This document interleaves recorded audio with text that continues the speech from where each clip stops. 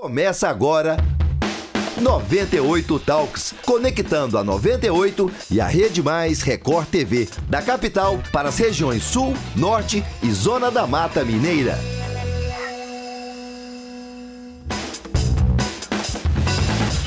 Olá, boa noite a todos. Começando mais um 98 Talks aqui. Eu sem retorno, mas a gente, até o meio do programa, a gente resolve isso. Espero que estejam todos nos ouvindo muito bem.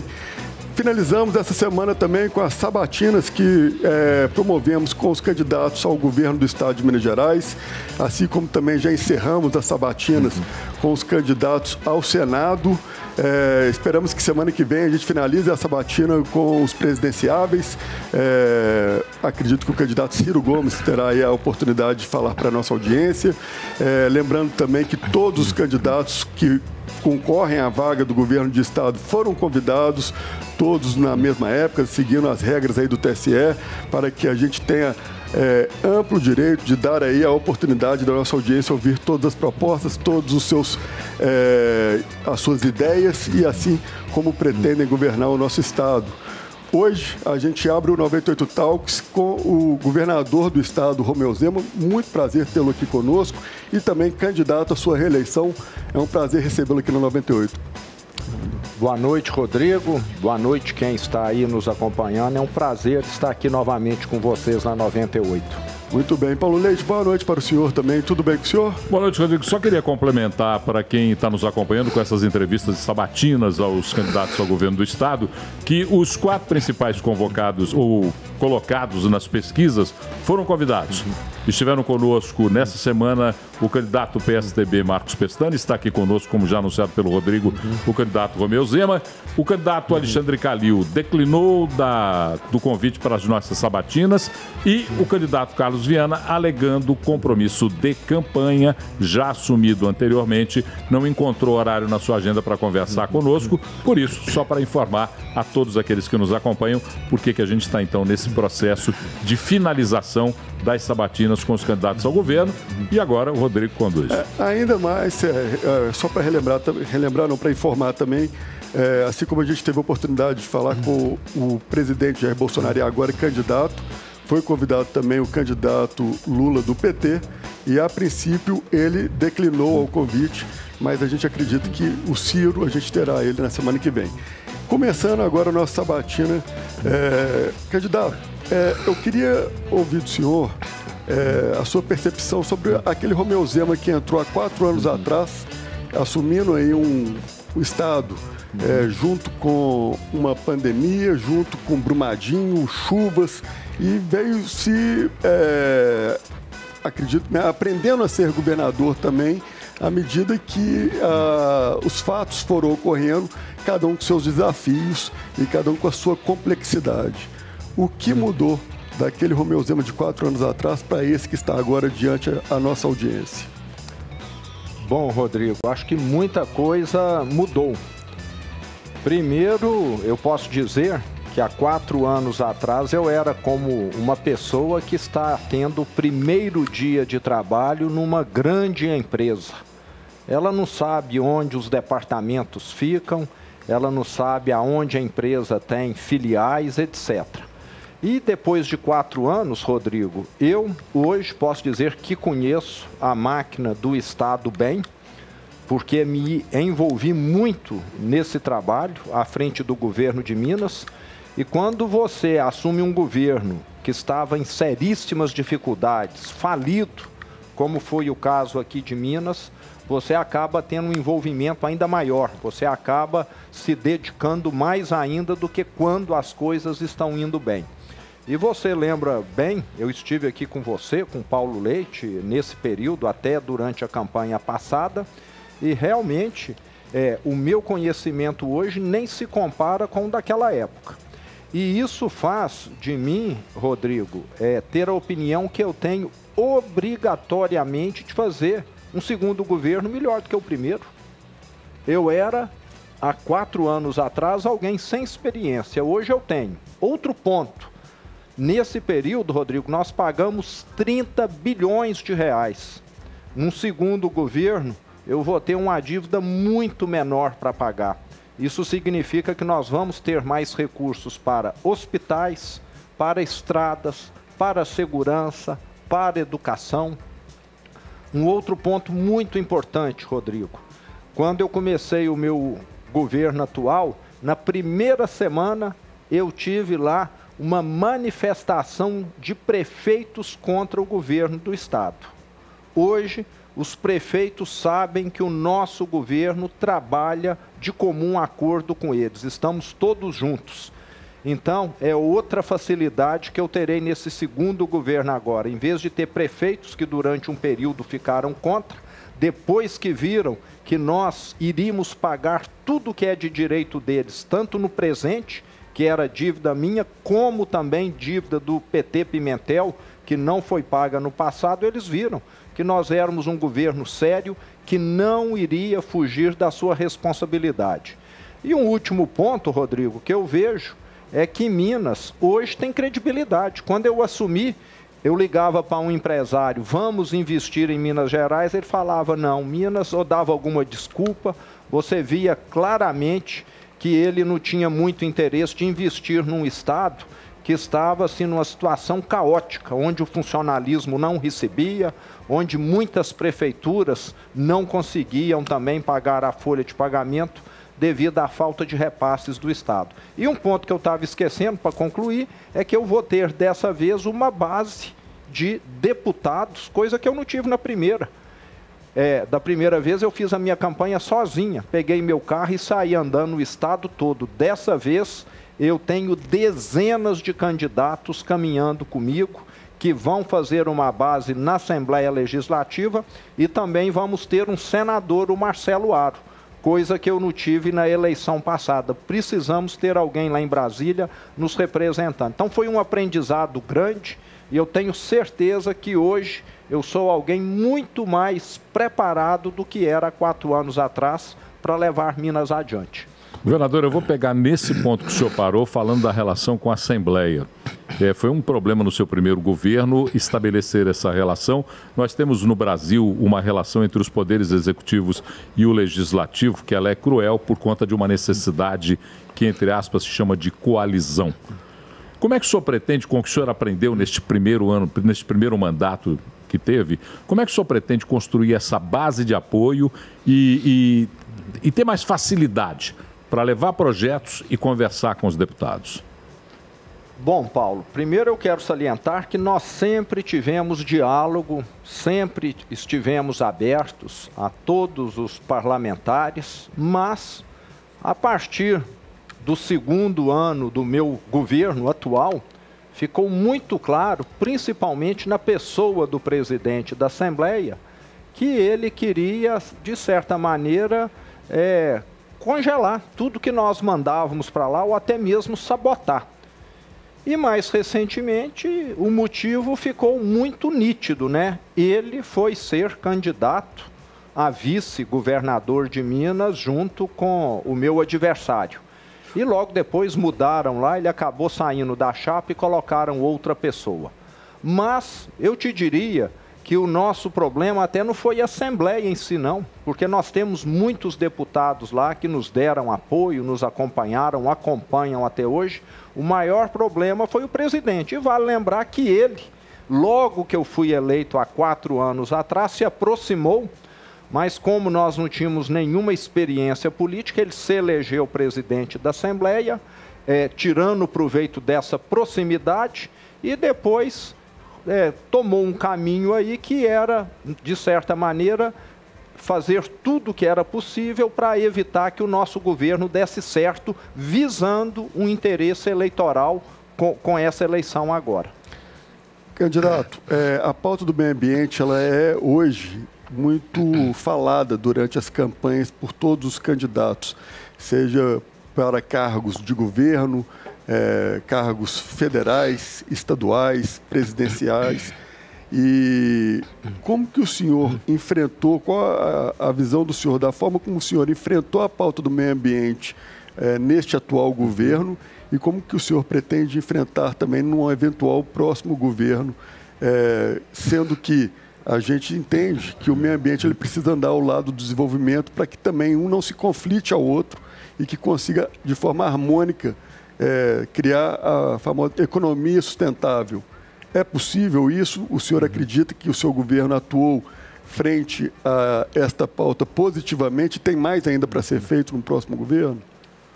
Rodrigo, nós temos muito o que fazer com relação ao meio ambiente, mas eu quero deixar claro aqui que muito já avançou. No meu primeiro mês como governador de Minas, nós tivemos aqui a tragédia de Brumadinho. Logo em seguida, eu sancionei a lei do deputado João Vitor Xavier, Mar de Lamas Nunca Mais. Isso tornou os critérios para mineração muito mais rígidos aqui no estado. Hoje, qualquer mineradora tende a atender muito mais quesitos de segurança, de preservação, do que tinham no passado. E eu assumi um compromisso de que, durante o meu governo, e se nós tivermos um próximo, isso vai continuar, de zelarmos pela segurança das barragens em Minas Gerais. Tragédias como a de Mariana, de Brumadinho, têm de fazer parte dos livros de história e não de notícia de jornal mais aqui em Minas Gerais. Hoje nós temos um monitoramento, as barragens estão sendo descomissionadas ou desmanchadas, para ficar mais claro, para evitar termo técnico aqui, de forma que com o tempo, mais alguns anos, nós vamos voltar a ter aqui um estado seguro. Isso só não aconteceu ainda porque nós temos aqui barragens gigantescas, onde é necessário, às vezes, milhões de viagens de caminhões para poder tirar o material que está lá. Mas, nesse momento, esse processo está acontecendo. Outro ponto importante. Tem gente aí, Rodrigo, que fala que eu sou representante das mineradoras. Primeiro, não sou sócio de nenhuma mineradora, não tenho parente trabalhando em mineradora e apliquei a maior punição da história do Brasil e uma das maiores do mundo, talvez, para uma mineradora referente à tragédia de Brumadinho. E aqueles que me criticam, quando nós tivemos a tragédia de Mariana, pouco fizeram para punir a empresa responsável. Mas eu puni com 37 bilhões. E Mariana, que foi maior em termos ambientais, foi uma fração disso. Então parece que tem gente que fala um pouco sem considerar os fatos, fala só da boca para fora. Outro ponto muito importante, Rodrigo, nunca se investiu tanto em Minas Gerais em energia renovável como no meu governo. Nós já atraímos para Minas Gerais mais de 41 bilhões de reais em investimentos para energia fotovoltaica. Somos já o maior gerador dessa energia que é renovável no Brasil e vamos ainda distanciar mais dos demais estados com esse grande investimento que está acontecendo. E por último, Rodrigo, eu queria citar que nós somos o primeiro estado do Brasil, o primeiro estado, aliás, do hemisfério sul, que não tínhamos nenhum país antes, inclusive, a assinar aquele compromisso Race to Zero, porque nós sabemos que ou Minas Gerais e o Brasil se enquadram dentro dessa nova realidade mundial, que é exigir que tudo que é produzido seja feito com responsabilidade ambiental, ou então, daqui a pouco nós não vamos conseguir exportar mais café, porque vão falar, o café desse estado aqui é produzido às custas de desmatamento. Não vamos conseguir exportar mais aço, que vão falar, o aço desse estado aqui é produzido à custa de degradação ambiental. Então nós temos plena ciência disso e já estamos fazendo a lição de casa. As 200 maiores empresas de Minas Gerais já foram chamadas e já vão ter de ir reduzindo ano a ano a sua emissão de carbono. Então são muitas ações que nós temos feito para que Minas Gerais seja um exemplo de estado sustentável. Eu sou favorável à preservação do meio ambiente.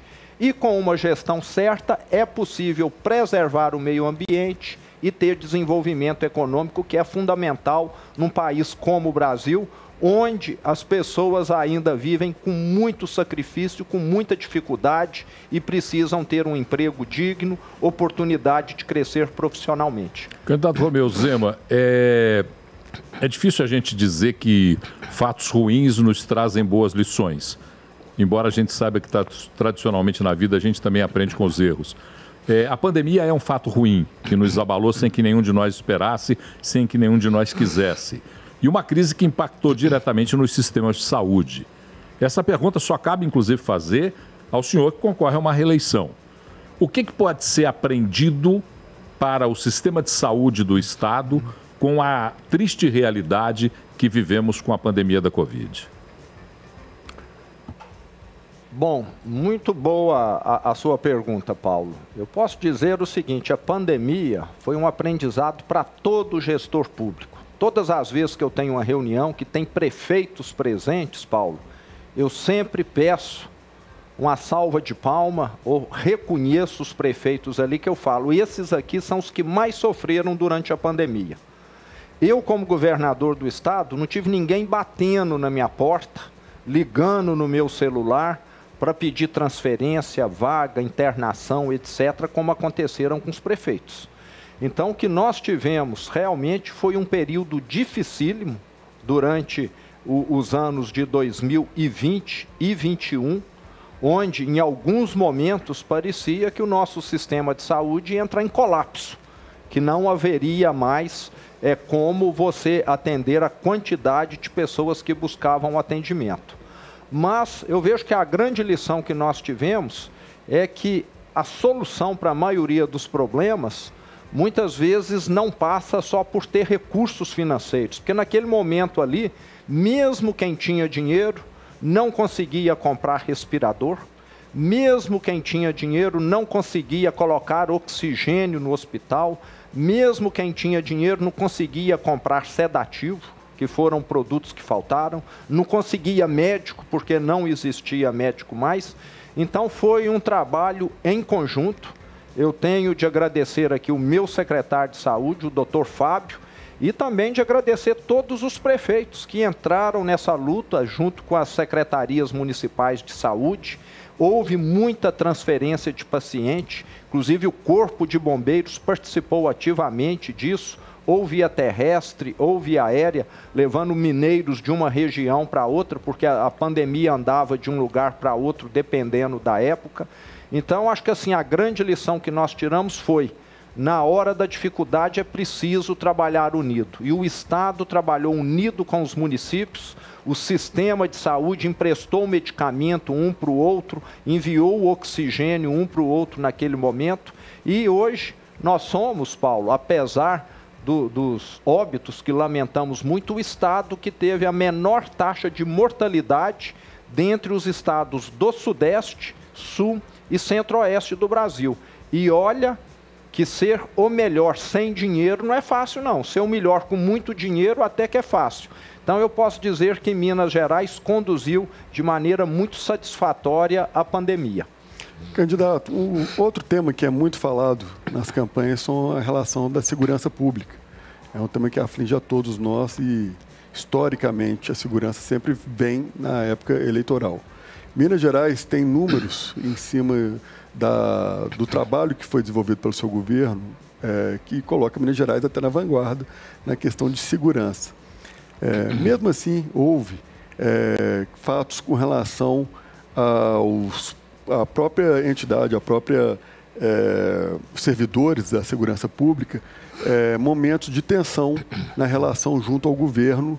E eu pergunto para o senhor, nessa próxima, em caso da sua reeleição, nesse próximo mandato, o senhor enxerga que você consegue manter esses números ainda satisfatórios em cima daquilo que a população espera e, mesmo assim, atender às demandas dos servidores sem que faça com que Minas entre mais uma vez nessa espiral de aumento de gasto para atender cada hora uma categoria que pleiteia algo?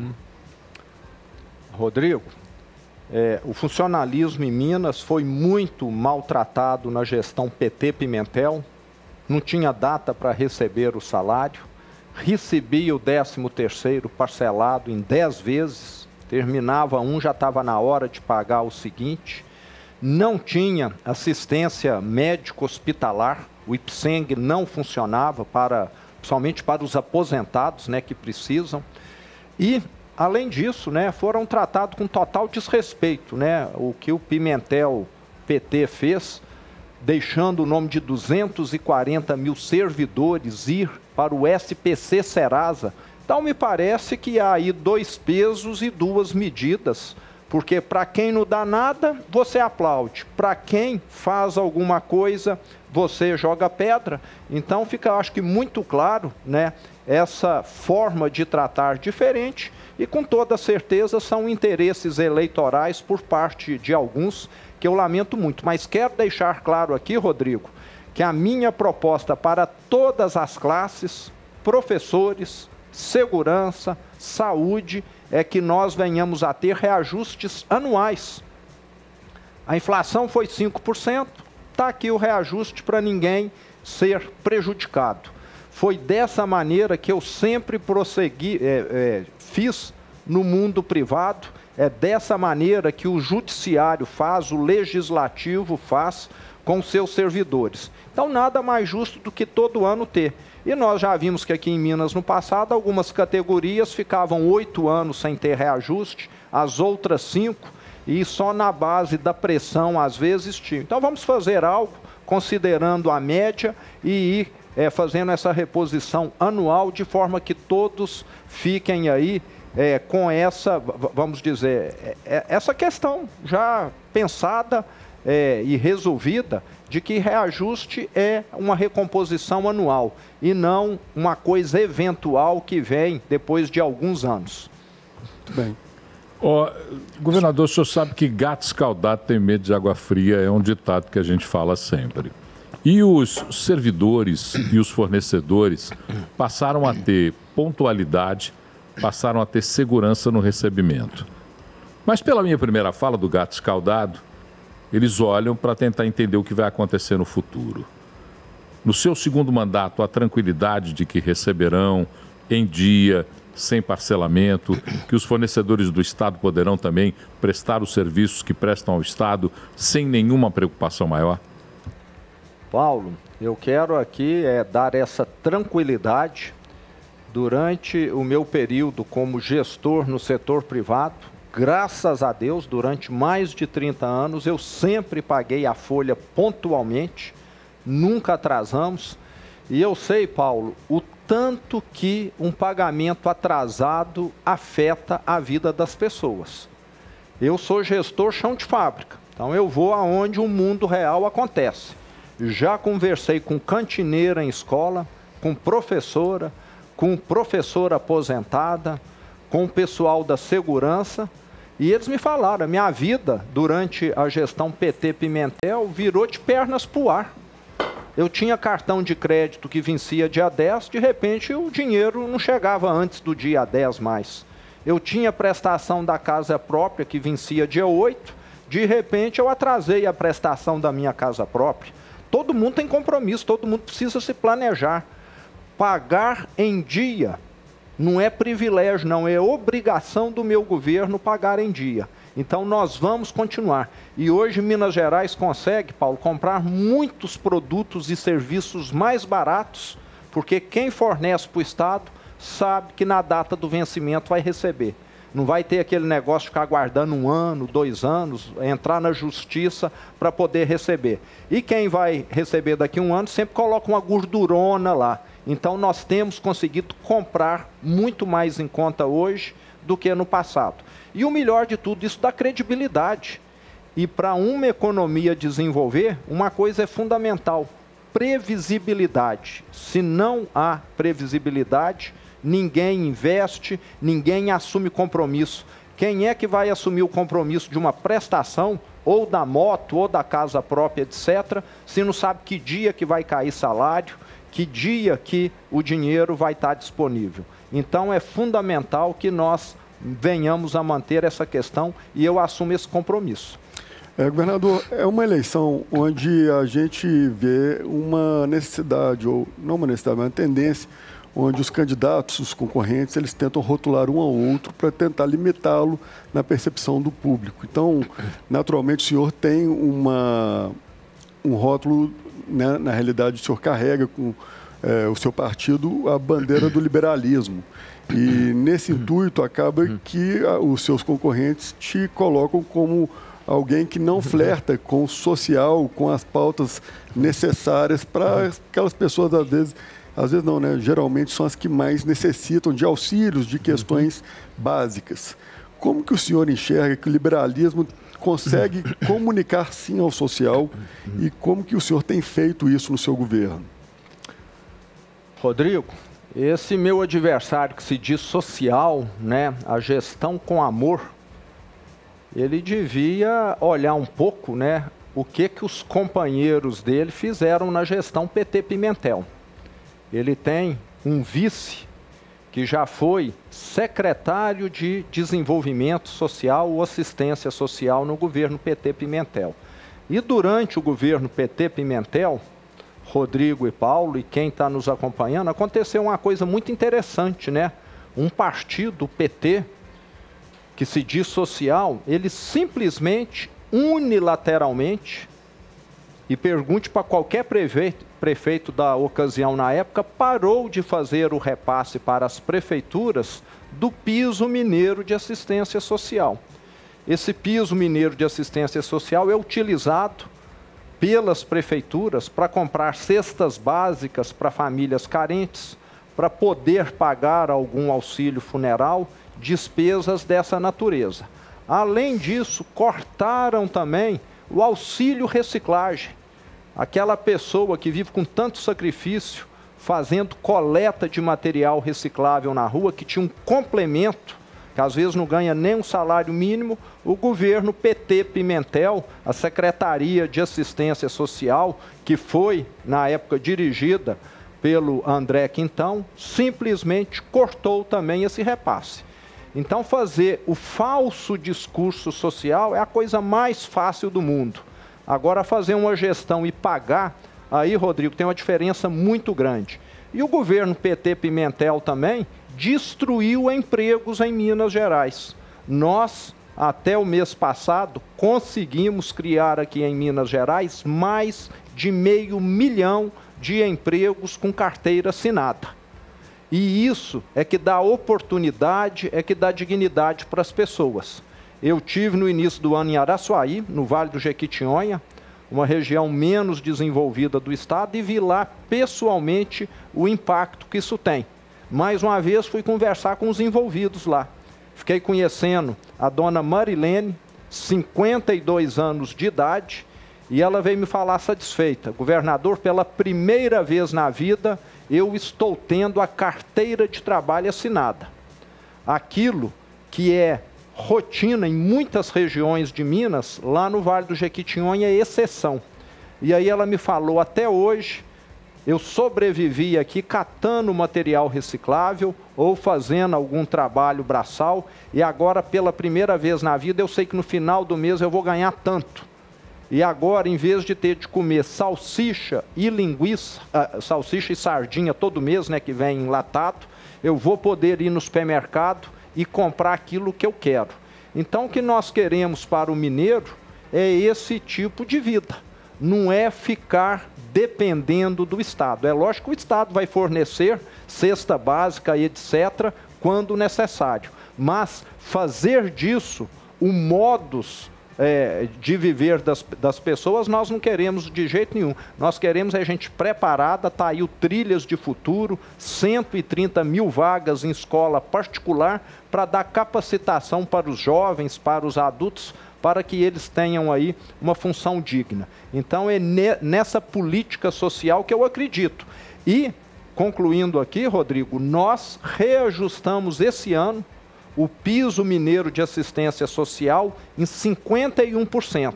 E estamos pagando às prefeituras aquele valor do piso mineiro de assistência social que o PT Pimentel, o André Quintão e a turma dele retirou durante a gestão que se diz falsamente social. Governador, quem nos acompanha aqui e assiste a nossa programação, no Central 98, por exemplo, sabe que eu sou absolutamente crítico com a realidade do anel rodoviário, com o metrô. Inclusive, hoje mesmo eu brinquei que eu acredito em mula sem cabeça, saci pererê, mas tenho dúvida se vão sair as obras do metrô. E hoje foi feita aí um movimento o primeiro passo para a desestatização do metrô, transferência da administração para o governo do estado. Os moradores do Barreiro, por exemplo, estão loucos para ter a língua queimada, como eu estou tendo agora a vontade de ter, nessa desesperança que a gente tem de obras de mobilidade. Rodoanel, metrô. O que é que o senhor fala sobre isso? Paulo, eu te dou razão, né? Porque depois de esperar décadas, você fica totalmente descrente. Rodoanel, nós já lançamos o edital, deve ter um mês.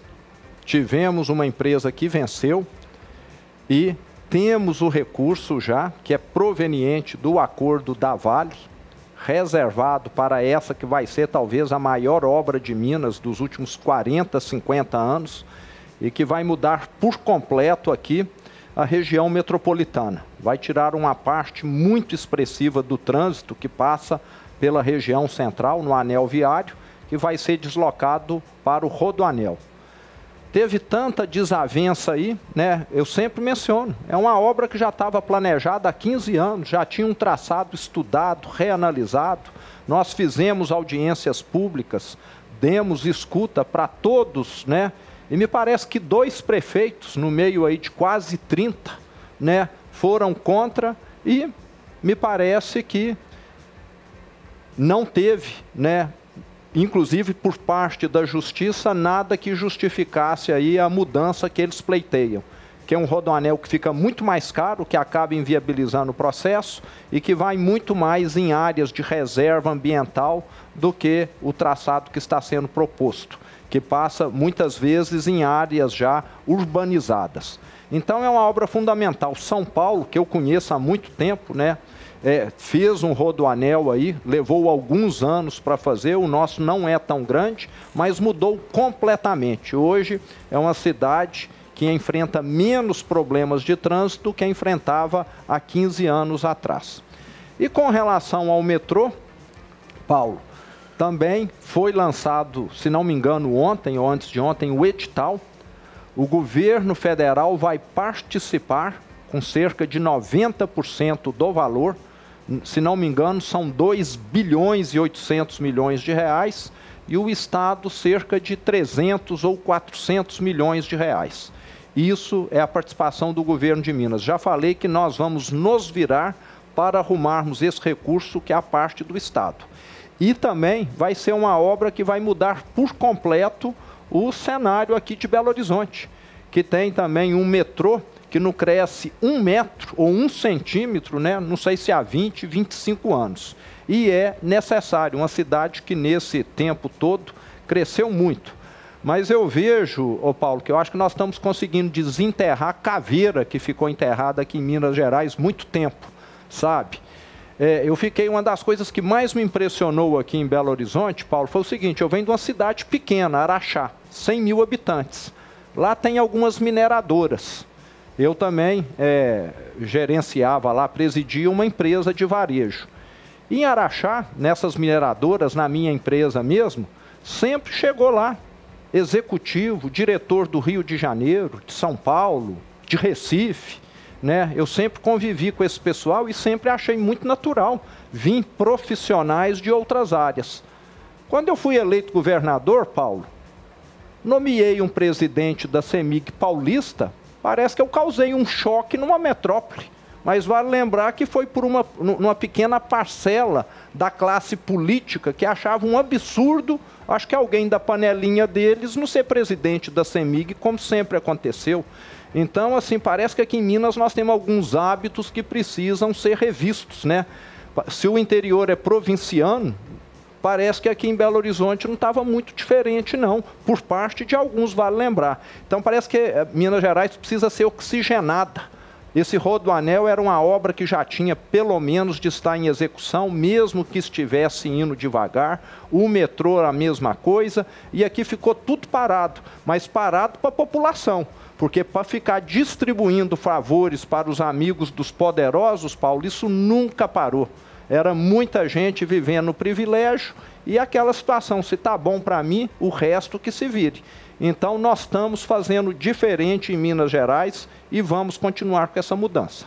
Candidato, a gente vê um cenário que se aproxima e, levando em consideração as pesquisas, a gente vê 2 candidatos concorrendo à presidência da República que, teoricamente, estarão lá no segundo turno concorrendo.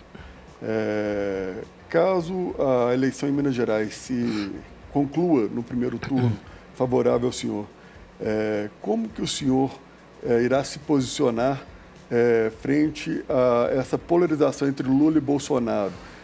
Você irá assumir essa campanha frente ao candidato Jair Bolsonaro ou vai ficar neutro com relação a esse tema? Como é que você já pensou esse assunto? Isso é um tema que já está sendo discutido? Rodrigo, eu posso te dizer que apoiar o PT, que destruiu Minas Gerais, totalmente descartado, né? Impossível. E vamos ver aí a conversa que nós vamos ter, caso venha a haver um segundo turno, né? E o presidente Bolsonaro esteja participando, como que seria esse eventual apoio nosso, né? Se for para combater o PT, eu estou disposto a ajudar quem quer que seja, porque nós tivemos aqui no Brasil em 2015 e 2016 a pior recessão da história. Foi a vez que nós tivemos mais desempregados no Brasil por causa de um governo PT. Qualquer um aqui que acompanhou 2015 e 2016, governo Dilma, sabe o desastre que foi. E foi fabricado aqui, porque o mundo estava crescendo. Qualquer um que pegar os países do mundo inteiro, 2015 e 2016, todo mundo crescendo. Só um que deu uma charré, chamado Brasil. Causa corrupção do PT. Consequência, sofrimento para milhões de brasileiros com desemprego. Milhões perderam rendimento. Empresas que quebraram, nem se fala. Então, como que você pode querer desenvolvimento, criação de emprego, com um governo que fez aquilo que aconteceu e que nós vimos em 2015 e 2016? Você devia estar aqui na rádio já e deve lembrar perfeitamente desse desastre aí, que não faz tanto tempo assim não. Nós estamos falando aí o quê? De 7 anos. 7 anos, né? Eu tive os 2 piores anos da minha vida na empresa naquele período ali. Em vez de contratar a gente, eu tive de ficar reduzindo o quadro de pessoal. Governador, nós temos aqui 4 minutos agora para terminar o programa. O Rodrigo tem uma pergunta de ouro que ele guardou para o senhor para o final. Mas eu queria que o senhor me respondesse rapidamente sobre uma questão que passa por essa relação entre governo do Estado e governo federal. O Pacto Federativo no Brasil ele é desfavorável aos estados e municípios. Então, da maneira mais rápida que o senhor puder, para a gente preservar a pergunta de ouro do Rodrigo. Como é que o senhor vê o Pacto Federativo? Uma expectativa grande na minha pergunta. Então, se vira agora, o problema é seu. Ô Paulo, eu sempre fui gestor, né, e sempre sou favorável à gestão descentralizada. Quem está lá na operação, quem está na ponta, é que sabe o que é melhor fazer. A própria polícia militar é um exemplo disso, né? O soldado que está fazendo ali o patrulhamento, etc., ele tem autonomia para agir. E no Brasil, infelizmente, né, a distribuição dos tributos, praticamente 70% vai para Brasília, 20% fica nos estados e 10% nos municípios. E isso acarreta uma ineficiência muito grande e acaba só beneficiando os todos poderosos do governo federal, que ficam com todas as cartas ali na mão. Então, uma mudança nesse sentido seria muito benéfica, mesmo que os municípios e estados tivessem de assumir algumas responsabilidades que hoje são do governo federal. Então, é necessário, o Brasil ganharia muito com isso. Candidato, uma eleição onde você se coloca como uma opção para a nossa população é como se você estivesse literalmente numa entrevista de emprego. E a gente hoje fala para o norte, para o sul, para a zona da Mata Mineira, falamos aqui para a capital e para cidades próximas a Belo Horizonte. Eu gostaria que o senhor, olhando para a nossa audiência, se apresentasse os seus diferenciais, tanto na questão da sua próxima gestão, que você pretende apresentar para Minas Gerais, e dentro dos seus diferenciais também aos seus concorrentes, o que lhe faz ser aquela pessoa que quem está nos assistindo hoje mereça ter aí o voto na sigla do senhor, acreditando no seu trabalho. Como que você se apresenta como candidato e qual é o diferencial do candidato Romeu Zema agora para a reeleição? Sim. O que o Rodrigo quer é seu currículo vitae. Perfeito. Exatamente. Bom, eu acho que melhor do que título, Rodrigo e Paulo, quem está nos acompanhando, são realizações que dizem tudo, né? Ter uma parede inteira com diploma, com honraria, não quer dizer que você vai resolver o problema, não. Agora, o seu histórico diz muito. E eu, Rodrigo, passei a minha vida toda na estrada em Minas Gerais, mais de 30 anos viajando, abrindo filiais da empresa em todas as regiões do estado. E eu sempre falo que poucos conhecem esse estado tão bem quanto eu. Talvez o caminhoneiro, o representante comercial conheça, porque eles passaram a vida toda aí viajando. Mas eu passei provavelmente a metade da minha vida viajando em todas as regiões do estado. E isso faz com que eu conheça o estado da mesma maneira que um fazendeiro conhece a sua propriedade rural.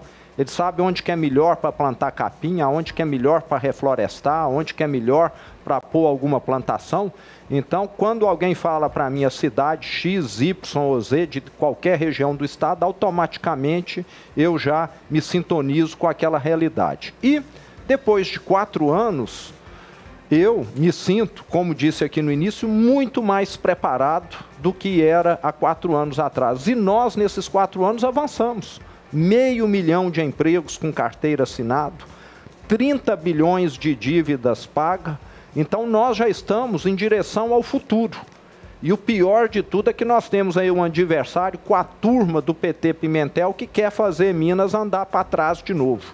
Então, eu posso dizer que hoje eu tenho obrigação de fazer um segundo governo muito melhor do que o primeiro.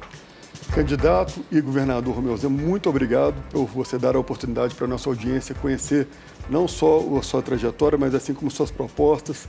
É um prazer para nós, da 98, receber o senhor e receber a todos os candidatos que se colocaram nessa disputa. A democracia se faz ouvindo o plural e dando a oportunidade para que todos se apresentem. E esperamos que tenhamos aí uma eleição em paz, tranquila, que vença literalmente o melhor sempre e que Minas Gerais saia sempre ganhando, olhando para frente e jamais para o passado. Obrigado para vocês que estiveram conosco aqui na 98, na Record. Fique agora com o Jornal da Record e na 98 com o FDP. E amanhã é sábado, estou de férias e segunda-feira estaremos de volta para fazer o sprint final da campanha eleitoral. Um beijo para vocês e até mais. Termina aqui 98 Talks.